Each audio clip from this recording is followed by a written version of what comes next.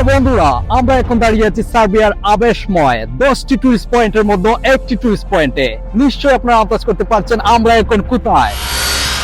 হ্যাঁ, আপনারা ঠিক ধরেছেন, আমরা এখন দাঁড়িয়ে আছি সার্বিয়ার রাজধানী বেলগ্রেড শহরের ওয়াটারফ্রন্ট এরিয়াতে, যা বিডব্লিউ বিল্ডিং নামেও পরিচিত।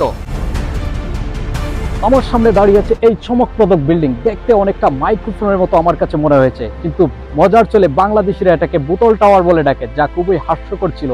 এটা শুধু মজাই নয়, এই স্থাপত্যের স্ট্রাকচার আর সৃজনশীলতা সত্যি অনন্য। ইঞ্জিনিয়ার আর আর্কিটেক্টদের পরিশ্রমের ফলশ্রুতিতে গড়ে উঠেছে এই আধুনিকতার ছোঁয়া। আর চারপাশে গ্রাম অঞ্চল বা প্রত্যন্ত এলাকা থেকে এই টাওয়ারটি দেখা মাত্রই মনে হয় আমরা পরিচিত জায়গায় চলে এলাম। বেলগ্রেড আসার আগেই যেন এই বিল্ডিং আমাদেরকে ওয়েলকাম করে। এই এলাকার দানিউব আর সাবা নদী মিলিত হয়েছে, আর সেই মিলনের কুলঘেঁষে তৈরি হয়েছে এই বিখ্যাত বিডব্লিউ প্রজেক্টটি। চলুন আমরা একসাথে এই জায়গার ভিউ উপভোগ করি। আমার সাথে আছে তুফাজুল হোসেন সৈকত, ক্যামেরাম্যান।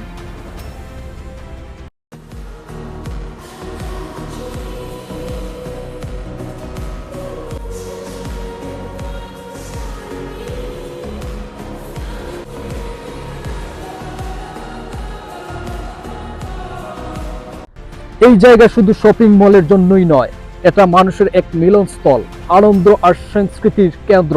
আমাদের সামনে নদীটা বয়ে চলেছে, এই পুরো এলাকা এক অনন্য রকম সৌন্দর্য দিয়েছে। আবারও দেখা হবে অন্য কোনো ভিডিওতে, অন্য কোনো প্লেসে। সাথে থাকুন ভয়েস বাংলা।